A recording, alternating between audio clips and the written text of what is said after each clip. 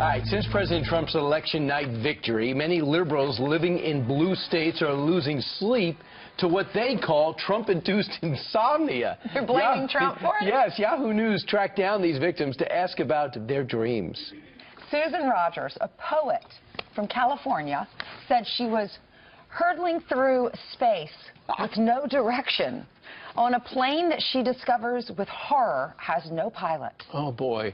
And if you thought that was weird, Leah Grover, a Chicago writer, has spent more than one night calculating where in her home she would build fake walls behind which to hide immigrants facing deportation. Here is how these people can get over this problem, because he is our president. We have the world's only irritational speaker and pit bull of personal development, Larry Winget. I'm sorry I got irrational and irritational confused.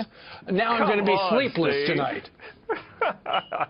Irritational. Listen, these poor, poor babies. We've got Barbara Streisand, who eats pancakes and gains weight. Lena Dunham can't eat it all and loses weight. And now we have all these people who can't sleep. Evidently, they've never dealt with any disappointment in their life. They've never had anyone die, never lost a job. Their team never lost. And they have no concept of what the rest of us are pretty familiar with, of get over it and move on. Poor little buttercup, suck it up. Okay, you know, Sandra Bullock also could have invoked that dream sequence, because, remember, in Gravity, she was hurtling through space. How about this dream? Lindsay Steinman, a consumer researcher, was told by an OBGYN to consider meditation after she complained of stress and poor sleep from trying to work full-time, raise a family, and bringing down a fascist regime at the same time. What about someone with that thick things-to-do list? You know, the sad thing is that these people's families are going to suffer. If they're in the public eye, their customers are going to suffer. We're going to suffer. And so this sort of has a domino effect, and it reaches over into people's lives, all because they're not able to take control. And what's most interesting to me about all of this is they don't want Donald Trump in power, yet they have given Donald Trump power over their sleep. Doesn't make any sense to me. Take back your personal power.